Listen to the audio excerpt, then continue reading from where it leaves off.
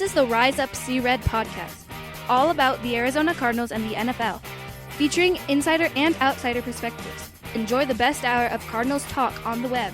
Now here are your hosts, Jess Root and Seth Cox.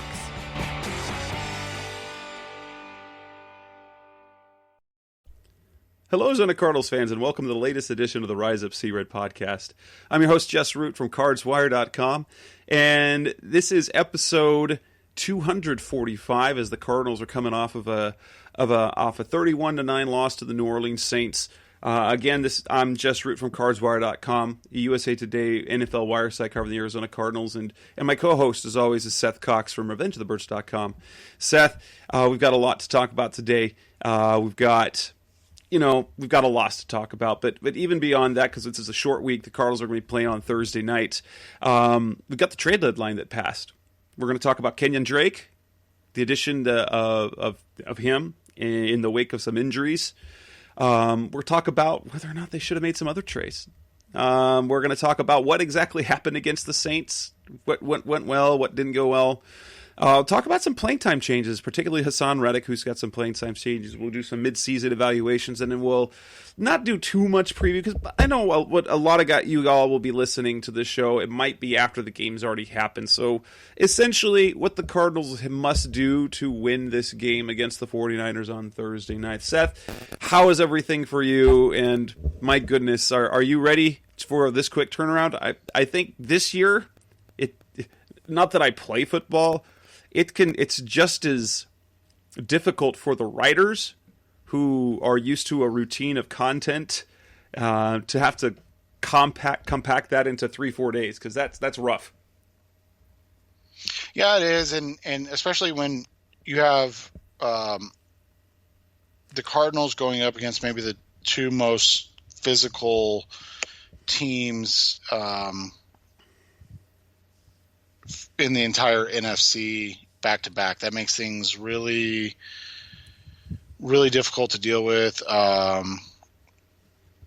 It's going to be interesting to see how this all plays out. And the Cardinals were not just beat, but they were beaten up on Sunday by the New Orleans Saints. And now they have a team with an even nastier defense and more physical offense that they have to take on Thursday on a short week, like you said. So I guess we'll see what happens and hope for the best.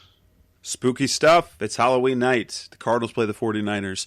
Let's talk about that Kenyan Drake trade, because of all the trades that were kind of out there, there's some who have said that the Cardinals were monitoring the Trent Williams situation, that it was a possibility. Leonard Williams. I know Robbie Anderson was a guy that some of us would have loved to see the Cardinals to acquire. One of the guys on my site wrote how, and this wouldn't have necessarily been a trade, but proposed the idea of going and acquiring Josh Gordon once he is released, or even making a deal for him. But in the end, the one trade that the Cardinals did was the one that I didn't see coming at all. I was starting my morning, and it's like, wait, what? Kenyan Drake to the Cardinals? I mean, okay, I guess that makes sense, but what's your initial reaction to the trade? Because I know it was mostly questioning and negative is kind of the reaction across the board from fans and media analysts alike. Yeah, I mean, it was interesting. I'm one of those people that, not just because we cover the Cardinals and we have to wait till it's all said and done, but because I know the NFL draft extremely well. I know how to find not just good players, but productive players that can kind of offer help. And when you look at the NFL as a total, trading away 5th through 7th round picks for players that will play, that will give you the opportunity or the ability to contribute is infinitely better than just taking draft picks and kind of throwing them at the wall to see what sticks. I know fans don't like to hear that because everybody assumes that every draft pick is going to be a Pro Bowl, All-Pro, Hall of Fame type player. But the reality is the best kind of, the most likely talent you get from a 6th-round pick is a special teams contributor a la Rudy Ford, a long-term backup type player, or potentially a kind of flash in the pan, not bad in certain situations type player like an Andre Ellington. Usually they have a short shelf life and things of that nature. And so when you look at the trade for a 6th-round pick, or potentially a 5th-round pick, I don't mind it, because what you're doing is you're getting a player that has rushed for over 1,500 yards in his career, that has over 900 receiving yards in his career. And the list of players drafted since 2000 that have accomplished that are drafted in the 5th to 7th round is 11. So the chance of getting – and there's been over 200 running backs taken in those rounds, by the way, in the last 20 years. So the chance of it happening is, 1%, 0.5%. And so you're getting value that won't that is unlikely to be there, and just creating better value. And that's kind of how I focus on it. I mean, I tweeted about it, and people, their immediate response, and trust me, nobody, and Jess knows this, nobody is harder or thinks less of what Steve Keim has built in Arizona than me.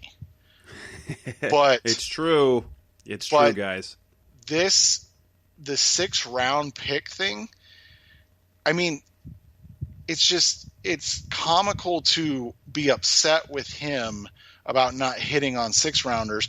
And I tweeted it out, like, the amount of 6th-rounders the Arizona Cardinals have on their roster is greater than the amount of 6th-rounders that most NFL teams have on their roster, and it's by like 2.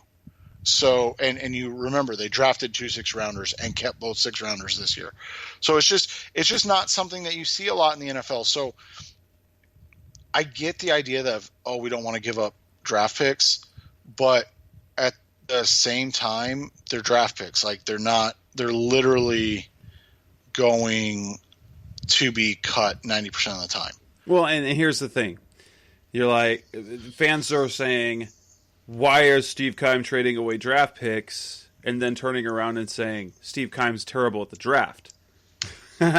So which one is it? So either you would rather he use those picks for a known commodity, or you trust him to draft players that can contribute. Now, the one thing that it is nice to have these late round picks is because they can fill your roster with cheap role players that can last a year or two that you can burn through. And the downside to something like this is that it is for only a half-season rental for a player who likely isn't going to stay. And if he stays longer term, it's going to cost much more than what would paying a 6th-rounder 1 year to the next year to the next year, even if you cut and draft another one, simply goes like that. Now, for me, it makes sense, especially for a couple of reasons. One, they simply don't have any viable running backs on the roster right now who can play. Obviously, David Johnson, the severity of his ankle injury has been downplayed significantly, especially when the report came out on Sunday that he is likely to miss Sunday's and Thursday's game. So now it gets to the point where, wait, what is his status with the ankle exactly? Because we know very well, Cliff Kingsbury downplays purposefully every single injury and won't give any sort of timetable, day-to-day, blah, blah, blah, day-to-day. Chase Edmonds then injures his hamstring. Kingsbury says, probably not because it's a short week, but if it weren't a short week, we'd probably wait and see. And yet Tom Pelissero's coming out and reporting that he's going to miss several weeks. The addition of Drake tells us one thing for sure. They don't plan on having Johnson or Edmonds or maybe even one of the two for a significant amount of time. And two, it tells us that they didn't like Alfred Morris or Zach Zenner enough to make them the focal point of the offensive game plan. In fact, Alfred Morris being inactive on Sunday was one of the more telling things because in terms of talent, we've seen him be productive. He's a 3-time 1,000-yard rusher. The fact that he was unable to even dress on Sunday was telling to me, especially since Zach Zenner didn't even play on special teams. I assumed the entire time that Zenner's addition was to replace DJ Foster on special teams, and he was the one that got snaps after Chase Edmonds. And so if neither DJ nor Edmonds are available, the Cardinals clearly were not comfortable moving forward with Alfred Morris and Zach Zenner. So, two things. One, nor should they have been. No, that's just. You're talking about, and I think this is important to understand. You're talking about a quarterback who is putting up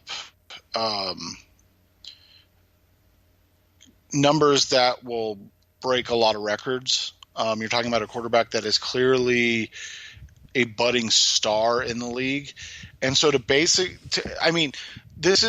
the roster you're running out there if you don't trade for Kenyan Drake. You're saying, hey, we want you to make plays surrounded by Zach Zenner, Alfred Morris, a 36-year-old Larry Fitzgerald, Christian Kirk, and one of Demir Byrd, Trent Sherfield. Like, those are your weapons. Oh, like, or 32-year-old Charles Clay. And so, yeah. So the two things that this does is, one, you're going out and telling the team, one, we're still going to try. We're not going to just roll over. We're going to try, and it builds confidence in the locker room that the players see, hey, they acquired a player that resonates. They don't care about draft picks. Players don't care about the future draft picks, especially late round picks, because those are guys that could replace players on the roster. But two, if they're looking to develop Kyler Murray, you have to have at least a threat of a running game. And Drake gives you that at least a little bit, because we've seen what happens offensively when it becomes completely reliant on the pass. The offensive line is good enough to run block and be adequate in passing, but if it's only passing, things get ugly quickly.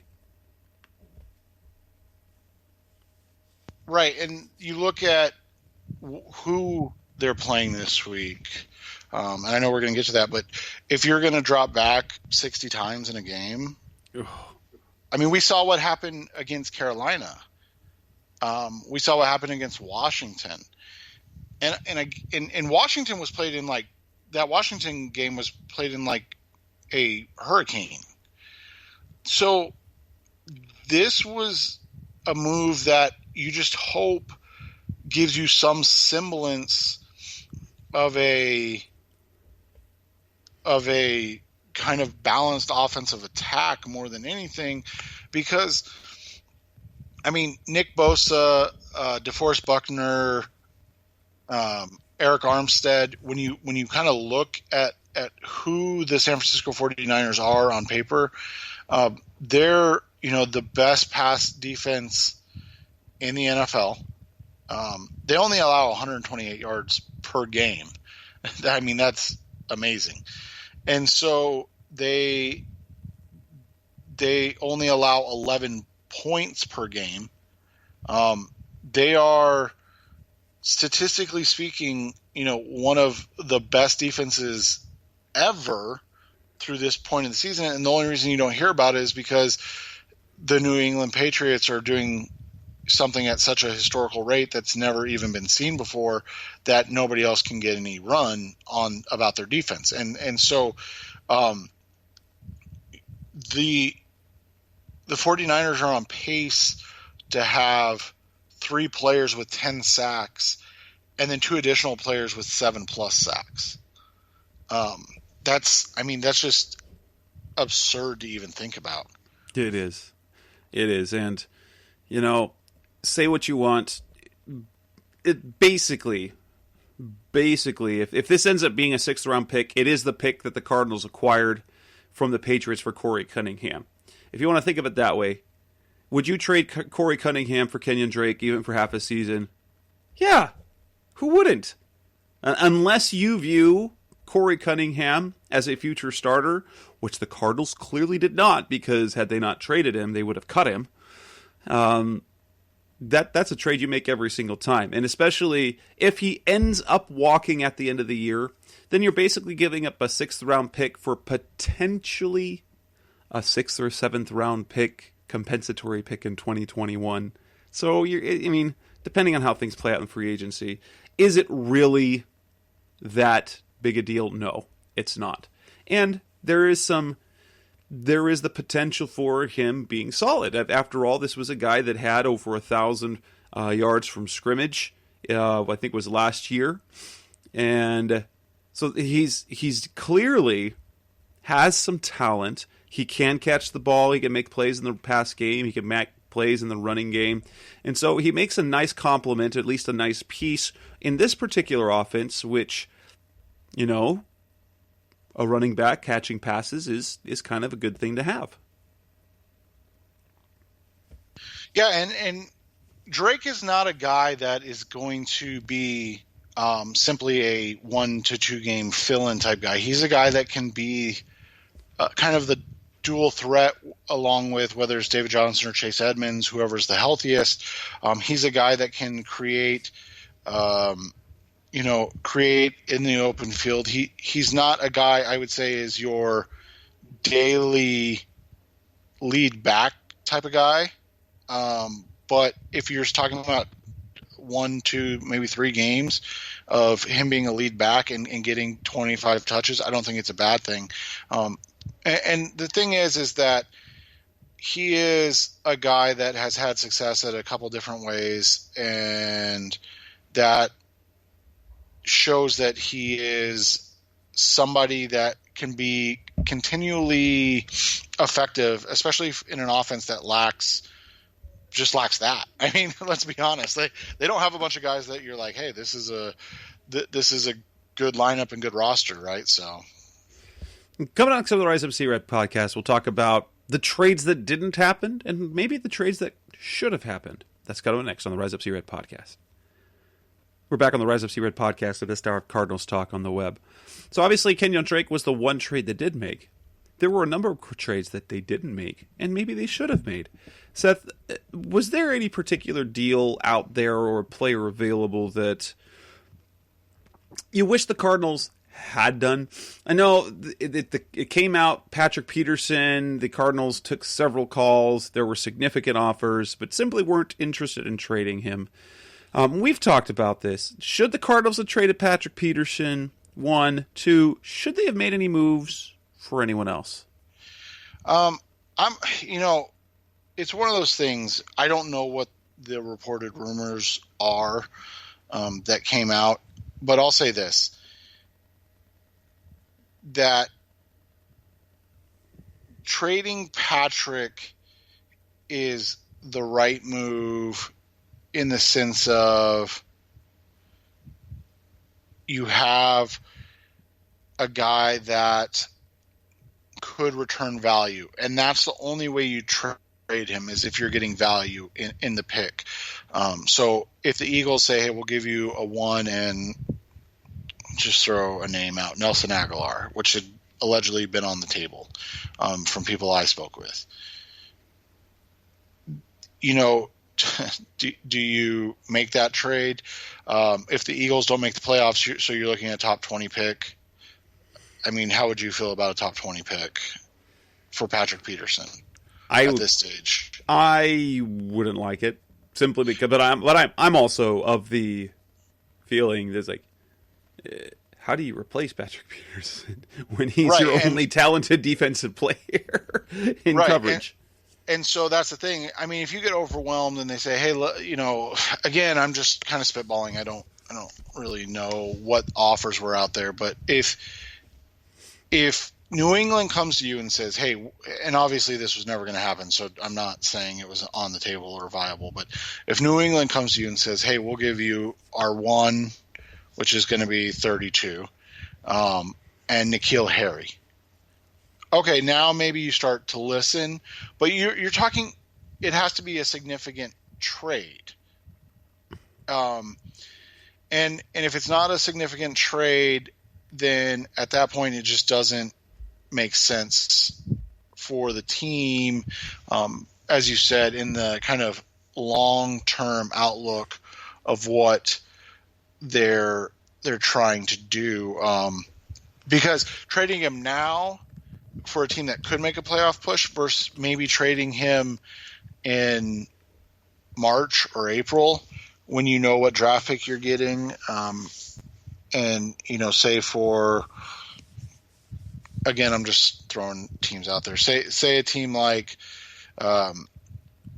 the Texans come in, they don't have any first round picks, so that probably doesn't work. But somebody like that, like the Chargers or the Raiders with one of their three first round picks, and they come in and they say, hey, we'll give you our 12th pick for Patrick, and then a 2021 second.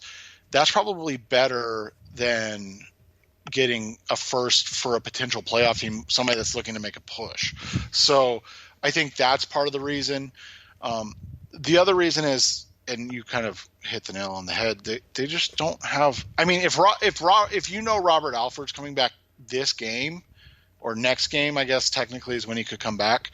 Okay, maybe, but we really have no idea when Robert Alford's going to be back. True, and there's one other thing for me as well. It depends on what you view Byron Murphy is moving forward. So maybe you take some lumps like you did for the first 6 games defensively, but if you see Byron Murphy as a top cornerback, as a top cover guy, it might be worth it because you've got your main cover guy, and then you've got your complementary pieces, and you can add to that. But there are so few players talented enough to replace a Patrick Peterson. Jalen Ramsey would have been kind of that guy to me.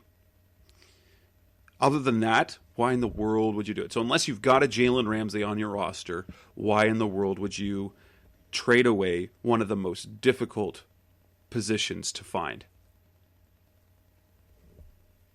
You look at it, and I mean, and again, this is a hypothetical, and obviously it would never have happened because the Rams are in the division, but would you have just done like a Marcus Peters and a fourth or third for Patrick straight up?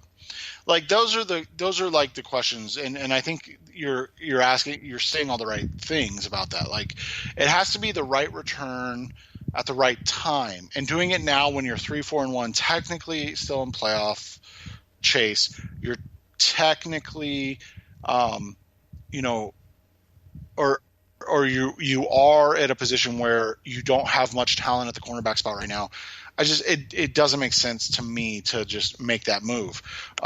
So I think they did the right thing, unless they were just overwhelmed with 2 first-round picks like the Jags got for Jalen Ramsey.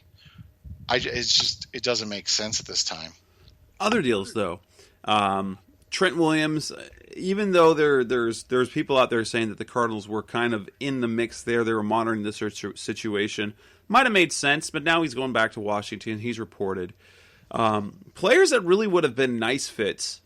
Leonard Williams. The cost would have been prohibitive. They gave up, though, to me. Yeah. On that. Well, that and what was it? Gambo was reporting. They just didn't have the room for the cap this year, even. I mean, you and I have talked about this quite a bit. When you look at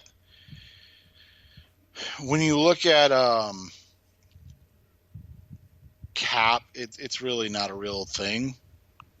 So you can create space. Like you could have restructured somebody or created space in the way if they really wanted to. So I think all things considered, they were probably interested at the right price. The Giants were just willing to pay a lot more than, I mean, you and I would have even thought to pay for, because here's the deal. If you give up a 4, you're probably getting back a 3 in the offseason if you don't re-sign him. If you give up a 3, you're going to get back a 3, but it's guaranteed to be worse off than the 3 that you gave up, because it's going to be a comp pick. So unless you're the New England Patriots or the Saints or one of those teams, you're giving up a top 12 pick in the third round versus potentially the 100th pick overall. So you could be talking about a 30 spot differential depending on how many third round compensatory picks they give out. Right.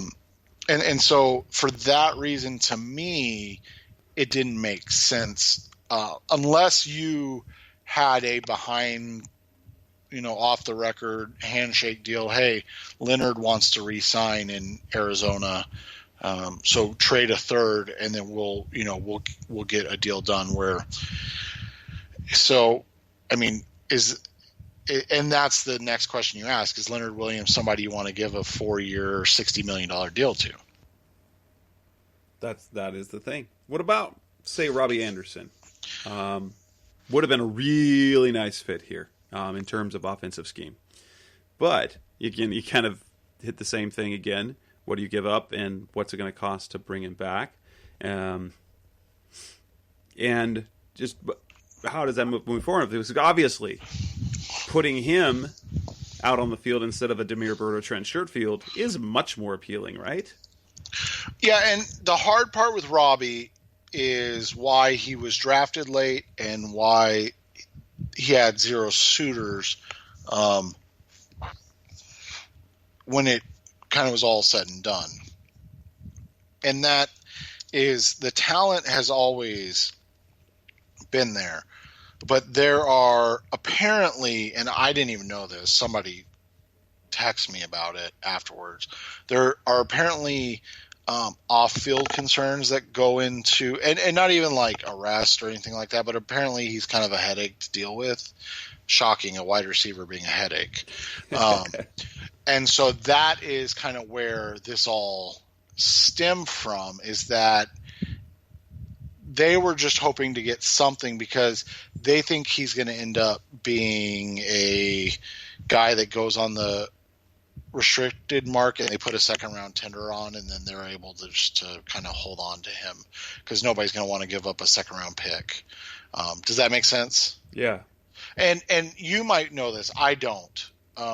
How does that work if they're traded? Are they still restricted free agents and the new team can tender them? Yes. Okay, so because it comes to the end of the year, if they have 3 years, doesn't matter if they were traded or not, as long as they were not terminated when their contract ends after year 3, they're restricted. If it's after 4 years, they're unrestricted. So yeah, so this would be year 3, so he's restricted again. He's probably going to get tendered as a second. So if you were going to go get him, I guess this would have been the time to do it. I don't know. I don't know Robbie Anderson at all. I don't have any insight to the Jets. I know other than their entire franchise is a dumpster fire, but I do know somebody I trust told me that they have heard that there have been outbursts before, and like that's the only way they put it. They even said it's like nothing that is hard to deal with if you're the the Saints or the San Francisco 49ers right now or the Packers, which is why it was odd that none of those teams made a run at him. But I guess that probably there might be some credence to that if those teams – I mean, the Packers desperately need wide receiver help. And if he was really only available for a fifth, you have to imagine that a team that has a quarterback that is still one of the 5 best in the NFL, but is definitely on the backside of his career, you would think that they'd be like, hey, let's go all in for a guy like this because Devontae Adams has been nicked up. They don't really have a ton past Devontae Adams, and so that was the interesting kind of thing to me, is that nobody wanted him. So I'm not trying to start a rumor. I'm not saying this is factual by any means, but it does make you wonder. There has to be more to it. Either they were asking for more, and that 5th round pick that was reported was to float to see if somebody would bite for like a 4th, or there are issues that we're just, whether you're media or fans, are not privy to, that make teams go, super talented, not the guy we want to deal with. Coming up next on the Rise Up See Red podcast, what happened exactly against the Saints in that loss? We'll talk about that next on Rise Up See Red. We're back on the Rise Up See Red podcast, the best hour of Cardinals talk on the web. The Cardinals, so they're moving on for the trade talk. We'll talk about some actual games that happened. The Cardinals lose 31-9 on Sunday against the New Orleans Saints. Offensively, they got completely shut down. Something the Saints have been doing to pretty much everyone. They were held to, 237 yards total offense. They gave up a lot of yards to Drew Brees. 376 passing yards. Latavius Murray ran for over 100 yards. Michael Thomas went over for 100 yards. It was basically everything. So, what happened, essentially? They're coming off 3 straight wins. They're running the ball super well. They're moving the ball offensively. They're doing some nice things defensively. They're getting a pass rush. What happened against the Saints? I mean, do you want the long version or the short version? I think when you look at the long version of it, it's simply that the better team won out. I mean, the Cardinals had their shots. There was probably 3 or 4 plays that they should have hit that kind of changed the way the complexion of the game. And Vince Marotta tweeted out about the long pass play to Charles Clay and talked about, that was one of the longer pass plays of the season, and the Cardinals have never had a 100-yard receiving tight end, which is a baffling stat to me. Since 1989, I believe it was Rob Awalt. Yeah, and so you look at that and you say, oh yeah, that's a great way to start the game. But in reality, if it's anybody but Charles Clay or Max Williams, they probably score a touchdown on that, right? and that's the thing when you're playing a great team, and the New Orleans Saints are a great team. I mean, I don't want to take anything away from the Saints because they are fantastic. You have to hit big plays. If you don't, then you're going to end up struggling. Nobody runs the ball against them. They're number 2 in yards given up all season. They're number 12 in yards given up against the pass. So when you kind of look at the long and short of it, the long of it is that the Cardinals just don't have the weapons to keep up, especially when David Johnson is out. You and I talked about this last week. He truly is, at this juncture, the only matchup advantage they possess outside. So when he's out, you have literally no wide receivers that create matchup issues. You have a bunch of good or a couple good receivers and then a bunch of guys, but and then you weren't going to be successful running the football on the Saints anyways. So it was, kind of a hard thing on that. And then, obviously Chase Edmonds goes down, and then it's basically, I mean, I tweeted out during the game, but it was the best call Kingsbury made all day when they pulled Kyler Murray with 5 minutes left, because you were at the point of the game where your only option to get back into it was to pass. And really, I mean, that was their only option the entire game. If they were going to win, they were going to throw for 500 yards. That's how you beat the Saints. It didn't work. And then Edmonds gets hurt. So then you're having a rookie trying to explain to Zach Zenner where to line up before anything happens. And so it just, at the end, the better team won. And it wasn't that the Cardinals didn't have opportunities. They just continued to find ways to miss those opportunities and then compound it with other issues. Right. There were a couple of things for me. Now, as I pointed out last week, the Cardinals sitting at 3-3-1 before the Saints game. There's optimism. The problem was, if you looked at kind of how the division was, they were a 500 football team with a minus 31 point differential. And which kind of, if you believe the point differential, which is a pretty good measure of future success or the type of team you're going to be, what you have was a subpar team playing above its talent level for whatever reason. And we can point to, if there's one thing we can point to over the last few games as to why the Cardinals have been winning games even with that negative point differential, it's because they haven't turned the ball over, which continues to be a thing. They're not turning the ball over, which makes things close. Now, against a team like the Saints, not only do you not have to take the not turn the ball over, you've got to take the ball away and make plays. Offensively, they had some chances.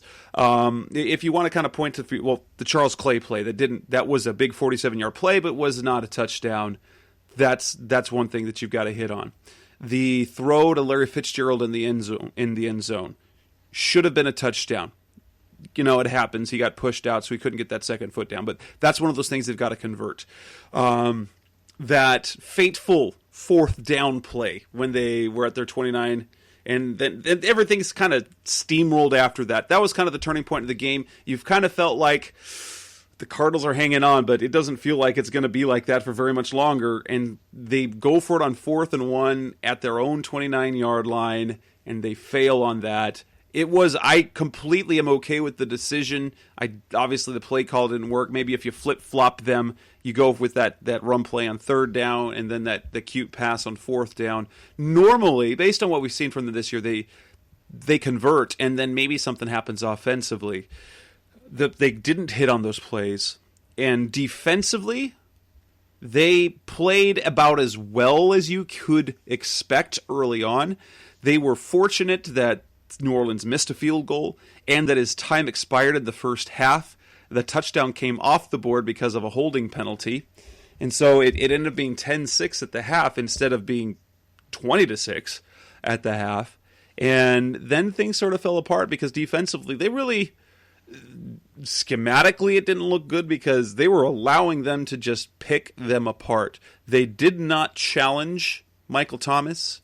They gave up yards to Latavius Murray. Drew Brees picked them apart. And it got to the point, while they did get one interception for Patrick Peterson, it was very clear that defense was not going to bend and not break the entire game. And then the floodgates opened in the 4th quarter. And you and I talked about this before the show. And I think this is the testament to the good that Steve Keim has kind of done a little bit, and then the other side of it where Steve Keim and his issues have shown up so much. When you look at the Arizona Cardinals, if you just take their top 25 players, the first, 11 starters on offense and defense, and then let's just call it 28 for easy math, and say their top 3 subs on each side of the ball. They are not anywhere close to a top 15 team. But I don't think they're too far off a top 20 team. And I know there's only 32, so you're saying, okay, so they're one of the, they're in the bottom third of the NFL. But they're probably in that 22 to 18 zone. Maybe creep up into 17, by 16 by the end of the season type stuff. The problem becomes they're so thin that their top 28, even if you say that they're the 22nd or 23rd best team in the NFL with those guys, and that is a 9 to 10 spot improvement from last year. They're still 32 or one of those teams in the mix for 32 with the Bengals and the Dolphins and the Redskins and the Jets when you get past their top 28. And I think we've seen that play out in the Giants game, in the Bengals game, and even the Falcons game. We've seen that play out where if everything is mostly good and mostly plays out in the no injuries, they're able to control the tempo of the game, they can win football games. It's when they have little to no help after their top 2 or 3 subs on defense and offense that things start happening. I mean, this week we talked about it. No David Johnson, so all of a sudden it's just Chase Edmonds. That's good enough to beat a New York Giants team. That's not good enough to even compete with the New Orleans Saints team. And I think that's where the difference is between where the Cardinals need to get to and where they were last year, if that makes sense. So is there improvement over last year? Absolutely. I mean, there's no question about it. However, the improvement is within that first 25 to 28 guys. It's not in their entire 45 guy roster that could make it a play at any given time. Whereas the Saints, they lose their starting center. They're without Alvin Kamara. They're without one of their tight ends. They're without one of their top cornerbacks, and they look that good. I mean, geez, Louise, like, where do you get these backups from, right? And so all of that happens, and you're like, this is still a great team. And the Cardinals start to lose people, or they have to lean on their depth a little more, and all of a sudden you're like, oh, this is still a bad team. And so that's, I think, to me, that's where the game is more won and lost than anything. If the Cardinals can front run a little bit and they don't have to reach deep into the depth of their talent, they're fine. As soon as they have to start weighing on the, player 26 and 27, it's like, oh, things are going to get sideways. And we've just seen that. We have. I mean, and we've even seen it in the wins. That's why they give up those points late in the game, because their top players are playing. I mean, I know Corey Peters' agent. I know him. And their whole plan was that he was going to be like a 60% snap guy. He's at 70% of the snaps. And you might say that's only 10%, but that could be 8 to 10 snaps a game, and that's a huge difference for a guy that's 330 pounds that's ruptured both Achilles and that's 33 years old. I mean, that's a huge difference. It is. And where the Cardinals are losing are those 8 to 10 plays a game where he can't come out, or when he does come out, those other, those other 30% of plays, so those other 20 plays where they have no chance of getting stops. It's pretty much where we're sitting at as we're moving forward. Now, coming next on the Rise FC Red podcast, talk about some of the playing time changes that we've seen defensively and even offensively, what they mean moving forward. That's coming up next on Rise FC Red. We're back on the Rise FC Red podcast, the best hour of Cardinals talk on the web. It came out in the media on Tuesday. They talked about when Vance Joseph, it wasn't Kingsbury's day to talk to the media, it was his coordinators. And one of the writers asked about the increase of playing time for Joe Walker.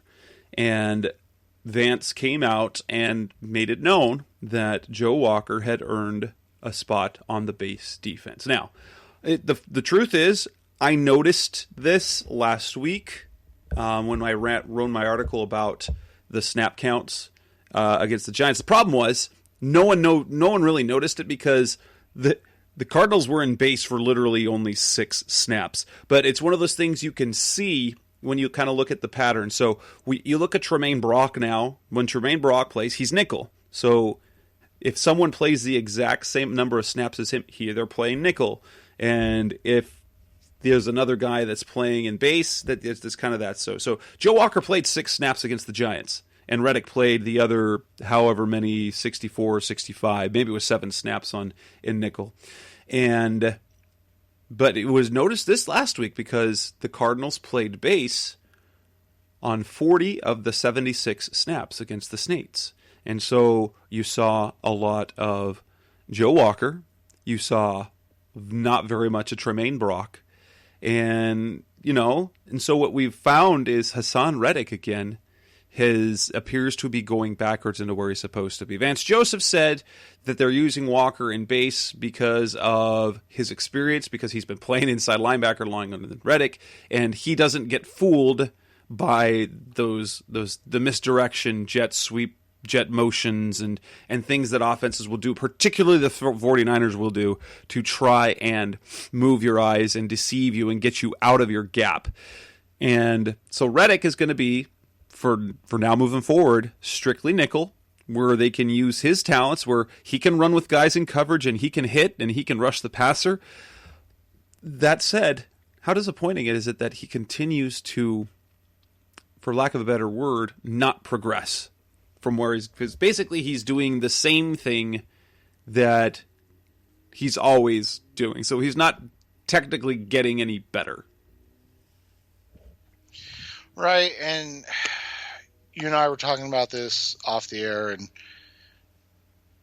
it's that unfortunate reality of time when now you're on your third coaching staff, and I'm sure part of that doesn't help, but you're now on your third coaching staff that basically is given up the right word? I mean, they've basically said that we can't win with this guy. And so that really sucks. I mean, it really does, because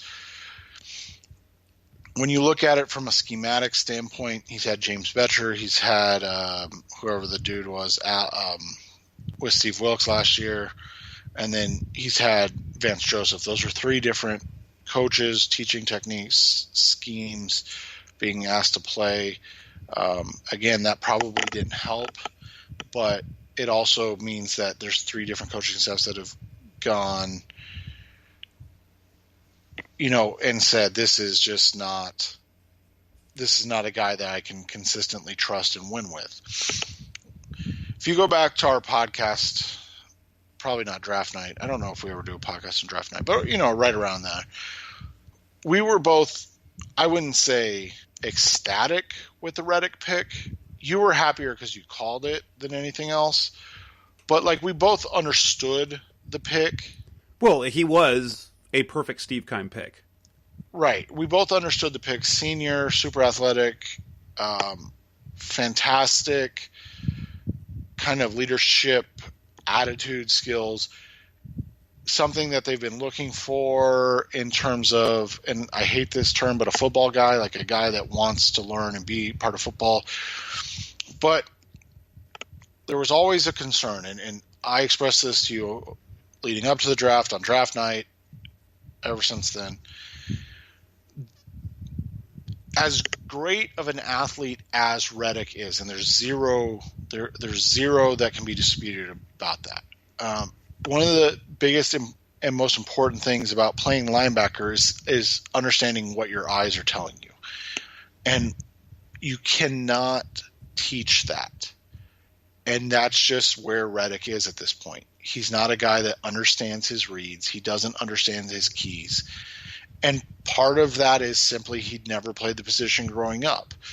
He was a defensive back in high school. Right, he was a walk-on safety. Well, he was a safety first at Temple, too. Yeah. So, I mean, you have a guy that was a walk-on, scrawny kid, defensive back, safety in high school in his first year at Temple, bulks up, gets moved to a defensive end and a college-esque style attacking defense where he's not asked to do anything but, hey, go find ball, off the edge.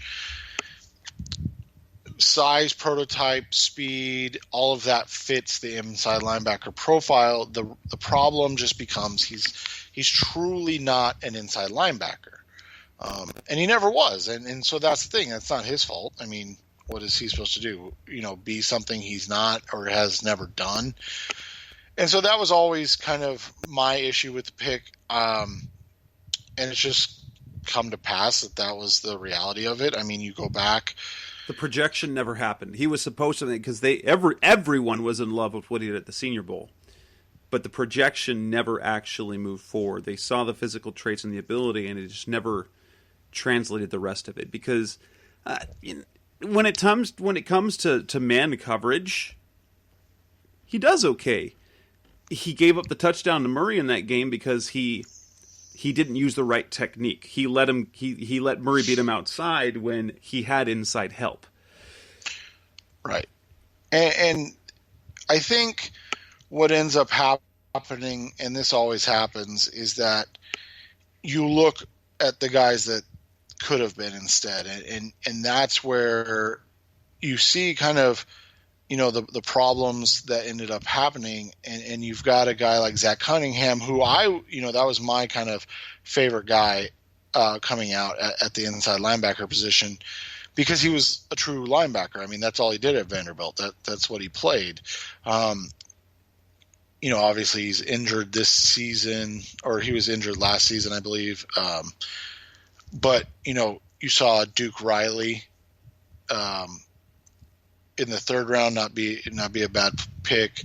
Alex Anzalone, he's a guy that has dealt with a ton of injuries as well. And so when you look at the linebacker position, it was always going to be either going to be Hassan Reddick or Reuben Foster in the first round. So I think you and I would both agree that they made the right call in not taking Reuben Foster because of all the off-field red flags. But it goes to show kind of the whole idea of when you draft for need, it's always going to it's going to bite you in the butt at some point. Right. I don't want to say always because that's hyperbole, but usually it's going to hurt.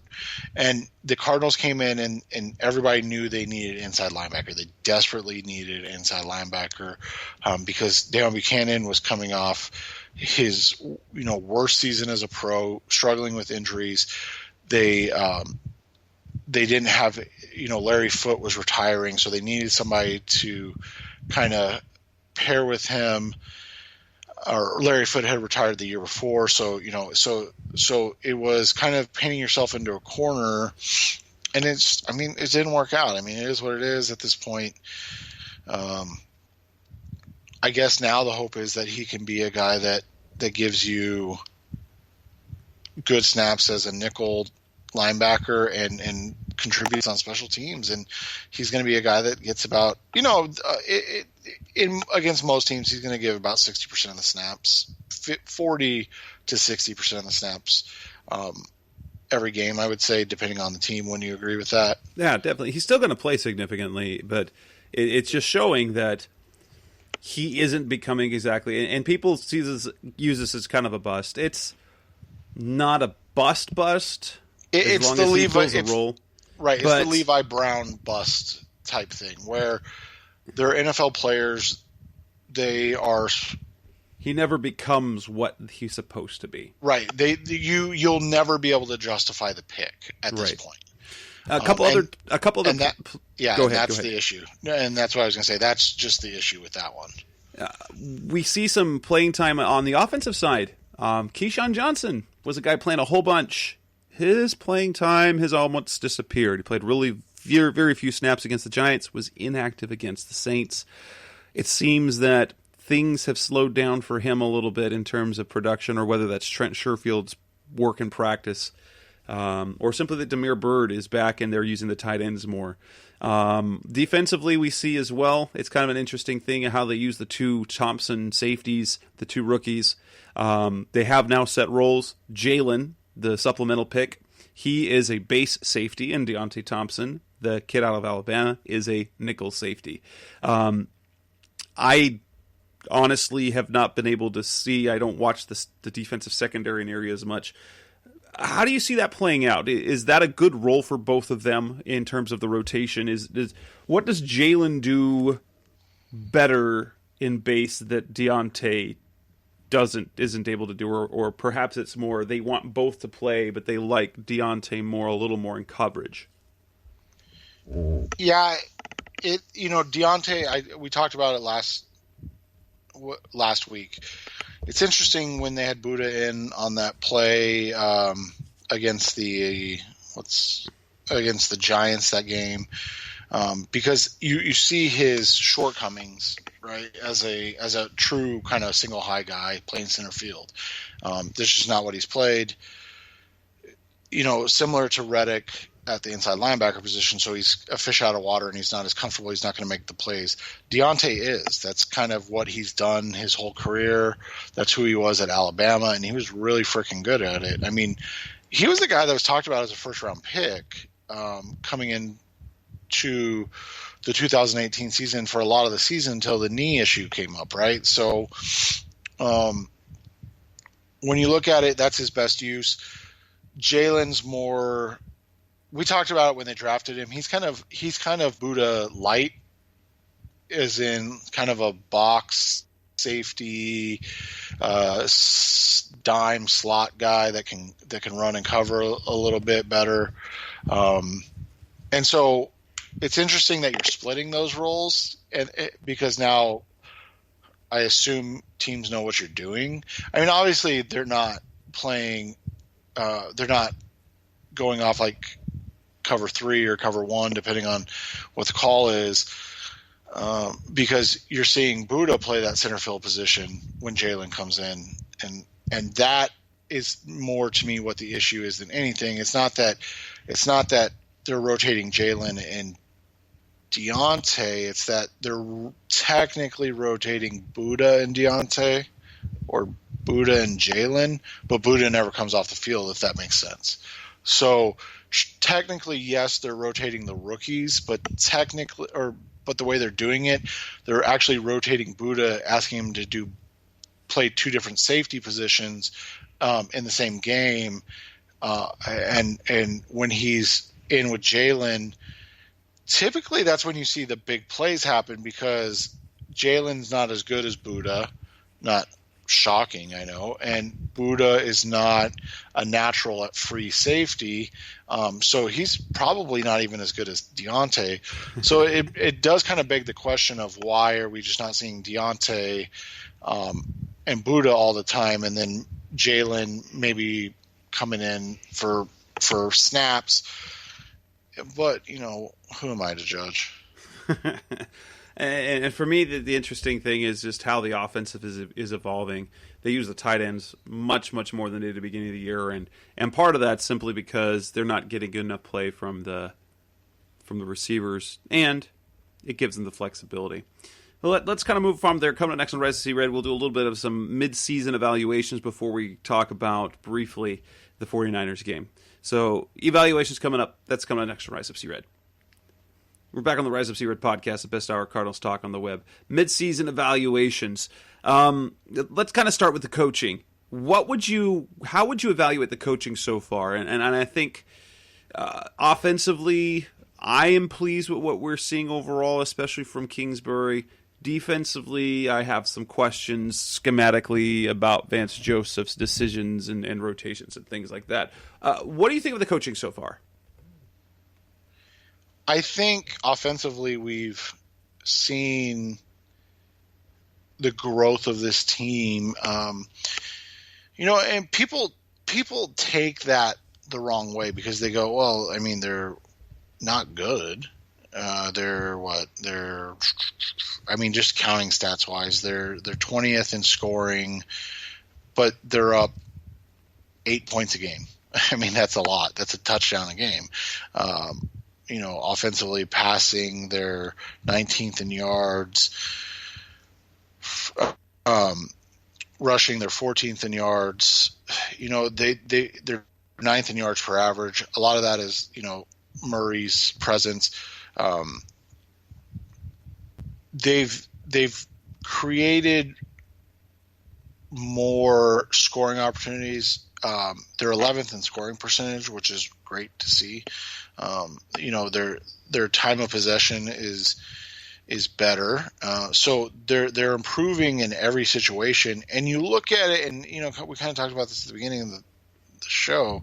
It's not exactly like they're running out a super talented team. I mean, there's still a ton of issues on this team, and so you have a team that's improved quite a bit, while maybe not really having improved in terms of maybe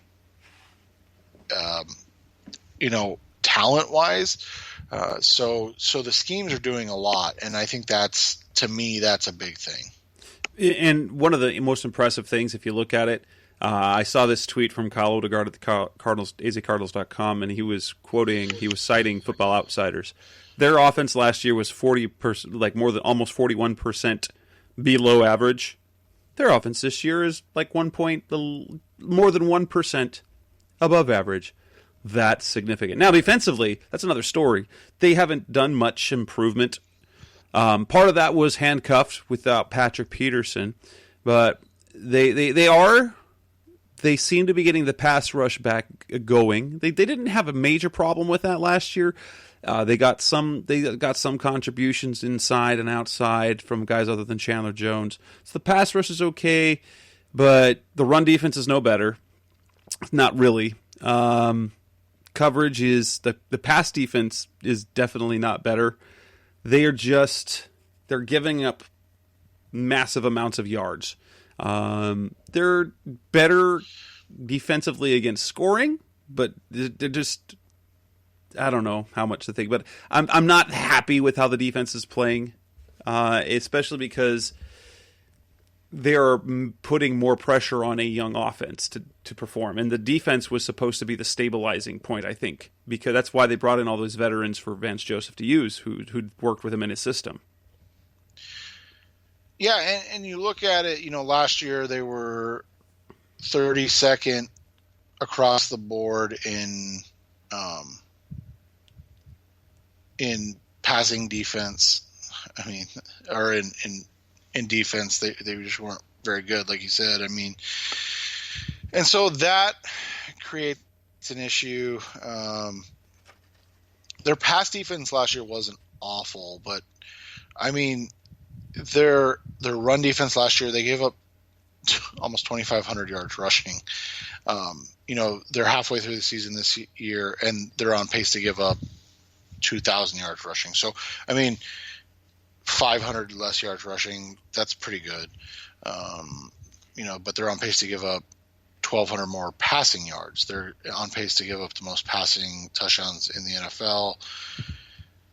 So I think when you kind of look at the defense, it goes back to what we talked about before. Talent-wise, there's not a whole lot. Patrick being back helps. They didn't get what they expected from Hassan Reddick, but they also didn't get what they expected from Darius Fallon. He didn't even play a snap. You've got Zach Allen, who hasn't been in since the first series of Game 3. Something like that. So you've basically got nothing from your third-round rookie. It's just tough. Robert Alford's obviously been out all year. So DJ Swearinger was cut because he was so awful. Well, so, I mean, there are some good things, though. Look at the quarterback play. I mean, you look at what expectations were on Kyler Murray. You can't be disappointed really at all. He's been solid and to even good. I would say he's been very good. I think that's a fair statement in terms of how he's played this year. The rushing attack overall significantly better, but it's inconsistent. But that's better than just terrible. Right, and I think a lot of that inconsistency stems from lack of talent along the offensive line. I think a lot of that inconsistency also stems from the fact that they don't have, or they didn't utilize Chase Edmonds as much as they probably should have. That's just, my opinion on things. But when you look at the season overall, I think the good outweighs the bad when you just look at it from the position of last season. And that was kind of what we talked about from the beginning, is this season had to just be an improvement over last season. That's all that mattered. And I know that's a really low bar, but you look at what this league is right now, and there are a number of teams that are, as bad, probably, maybe worse than the Arizona Cardinals last year. So when you look at it from that perspective, they've improved, and that is what really matters. Right. And I put this out there on Twitter after the game. So those 3 straight wins, it tells us one thing. They're not a bad team anymore. They're not a good team, but they're not a bad team. They're an improving team. They're not a good team. They're not, maybe they're not a terrible team, which was that they were last year. They were unwatchable. They were awful. Bad teams don't win 3 games in a row. Bad teams will win 2 out of 3. Will win 1 out of 3, but they don't win 3 in a row, including 2 on the road. So I think we've moved up to the next notch of being passable and improving. And even though it feels a little disappointing that they're not better than 3-4-1, did we really think they were going to be any better than 3-4-1 at the midpoint of the season? 3 wins in the first 8 games, maybe 4-4. That's probably where everyone was optimistically planning on it being, and we'll see what happens moving forward. Yeah, and I think one of the things that you can look at too is that you want to look at Kyler, and you're saying to yourself, okay, is this a guy that you can build around? So, and obviously the season's not over, so there's still time for him to improve or kind of fall below this. But, when you look at quarterbacks, and specifically rookie quarterbacks over the last 50 years, the number of quarterbacks with an 80% a passer rating of 80 or higher as a true rookie first-year player is absurdly low. Obviously, I took out kind of guys that threw 100 passes or whatever, but so guys over 250 passes in their rookie season. You look at the list, and it's a good list to be a part of. I mean, there are obviously some outliers, and then there's names I'm not even sure I know. But, you look at it and you kind of get comfortable with where he's at. And then, even if you skew that down more and say to 85, that list gets even smaller. I mean, there's 12 players. There's 20 players with a passer rating of 80 or better in their rookie season. There's only 12 with 85 or better. So, I mean, and if he's probably not going to put up great numbers against the 49ers in their 2 games that they play. But outside of that, I mean, there's a lot of bad defenses he's going to face that he's going to be able to kind of pad those numbers and get better on. And so I think that's a big thing too. And you look at it, the first 4 games, he was sacked 20 times. 20 times. He's been sacked 6 times since then. That's really, really awesome. And that's a combination of both of them. I mean, the offensive line's playing better. Cliff is calling a better game. And Kyler's more cognizant and able to recognize. We've seen him bail out his offensive tackles many times the last 2 games. DJ and Justin Murray both. And then last week we saw him bail out his offensive tackle twice and then throw the ball away. Well, technically one was a shot down the field that he underthrew, but I mean, he didn't force a throw or take a bad, non-contact sack, right? So, again, you're seeing improvement week to week.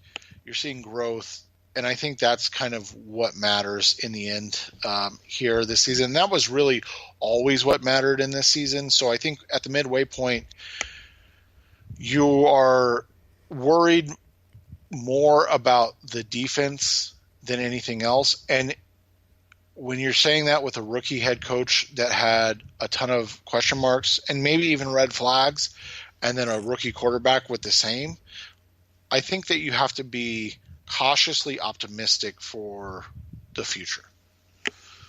Coming next on the Rise Up See Red podcast, our final segment, we'll talk about the game against the 49ers. What exactly do they have to do to win that game? That's coming up next on Rise Up See Red. We're back on the Rise Up See Red podcast, the best hour of Cardinals talk on the web. Cardinals play Thursday night, host the San Francisco 49ers. Undefeated San Francisco 49ers who are playing out of their minds defensively. They have a running attack that is enviable. Vance Joseph called them a 40-run, 20-pass team. And they've got Jimmy Garoppolo not messing things up. What do the Cardinals have to do to beat them? Because this seems, especially, they're not going to have David Johnson. They're not going to have Chase Edmonds. So we're talking Kenyan Drake and Alfred Morris as your running backs. Maybe Mason Cole or Joshua Miles at right tackle to try and deal with Mr. Nick Bosa. And then you have a defense that's not particularly great at stopping the run or tight ends. And they've got a good running attack and George Kittle. Is there any hope for a win? I'm not optimistic, and I'm actually going to pick the Cardinals I'm going to pick the 49ers to cover this game, but I think it might be one of those games that slowly gets away from them. Like, it's a competitive game that slowly gets away. Now, what do they need to win? Obviously, they need to be balanced offensively. They need to take the ball away and take care of the ball. But somehow they need to limit their running game. Yeah, and that's the biggest thing. You want to force Jimmy Garoppolo to throw the football. You talk about guys that have kind of, or teams that have won in spite, and I know that they're scoring a ton of points per game, third in points per game at 29.6, but they're second in points allowed at 11, which would be just insane. Jimmy's not playing great. He's thrown 7 interceptions on the season. He completes a really high percentage of his passes, and Kyle Shanahan is a master at creating windows and throws for everybody. I mean, it's not just Jimmy that he did that for, or does that for. So, I mean, you look what the heck he did with Nick Mullins. So, when you look at it, the key to this game is really asking Jimmy Garoppolo to beat you. And as we talked about earlier, the Cardinals are more than able to allow Jimmy Garoppolo to beat them. And so I think that's kind of the key to this game is if you can stop Tevin Coleman, because it sounds like Matt Breida and who's Raheem Mostert, neither of them will play in this game. At least that's kind of what it sounds like. You have to be excited about that fact. Kyle Juszczyk is out as well, and he's a huge piece to their offense. So there's a good chance that you could see this team be able to stop the run. I'm not going to say it's going to happen because this is one of the best rushing teams in the NFL. Or from a yardage standpoint, they're second. Attempt standpoint, they're first. That's always impressive when you're 1 and 2 in attempts and yards, because that means your ground game is really good. They're first in rushing touchdowns, and then you look at it, they're 31st in passing attempts. They don't throw the ball a ton, 24th in yards. So again, if the easiest is obviously the wrong word, but the most likely way to beat this team is to force Jimmy Garoppolo to beat you. And that's super easy when you talk about it. It's incredibly difficult to actually go out there and do. So those are, that's the thing. Defensively, they're phenomenal. We talked about it earlier. They have 2 guys that are almost at 10 sacks. They have 4 guys that could end up with 7 sacks or more on the season. Those are insane numbers when you look at it. Their defensive line is phenomenal. Dee Ford is questionable. He's their secondary pass rusher off of Nick Bosa. Maybe that works out. They're missing both of their starting tackles, but they've still been great without them. So I mean, what does that tell you? I think the biggest loss, and he's going to play. But the biggest loss for the 49ers would be George Kittle. If he was out, he's been limited with a groin issue. That could be kind of the potential thing. I just don't see it. It's all wishful thinking. Basically, that's my point. Yeah. Well, and then we talked about before the show started. It basically the best hope that the Cardinals have is that it's a poorly played football game, that between the 49ers not having their full running attack and the Cardinals not having much of a running attack, that it turns into lackluster football, which makes the game close, which leaves the potential for big plays late and things happening and things like that. So, yeah. So basically, for the Cardinals to win, we're hoping for a terrible football game. Yay. And here's the thing: even if you lose, 30-20, that would be tied for the most points that this team's given up all season. It's true. So, I mean, they haven't played a ton of teams that are great outside of maybe the Rams, but they just don't give up points, and that's going to be what's really. Basically, it comes down to this. If the Cardinals get into the red zone, they have to score touchdowns. If they settle for three, for field goals again, it won't matter. Like, they're not going to be able to keep pace. And so I just don't know against a team that's allowing 11 points in the season if they're going to be able to score touchdowns. And that's just where they are as a team right now. And with that, we will wrap up this edition of the Rise Up Sea Red podcast. This is episode 245. We'll be back again next week, and we can talk about what happened in this Thursday night game. Enjoy the weekend, guys, because Cardinals take care of their game on Thursday. That means things opened up for everyone else. You can watch other games. You can take it easy. ASU's not playing this weekend either, so it's kind of a football-free weekend. So if you can watch whatever games you want without having to get mad at what's happening. So with that, we'll end the show. That's Seth Cox. I'm Jess Root. Thanks for listening. We will be back again next week. Go Cardinals.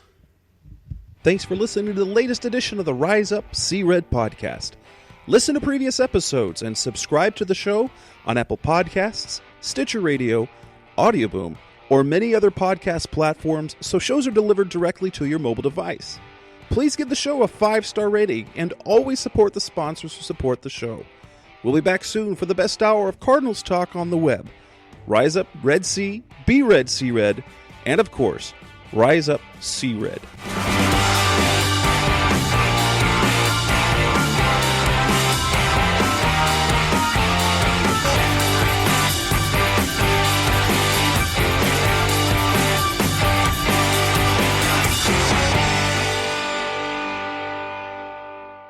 Roll!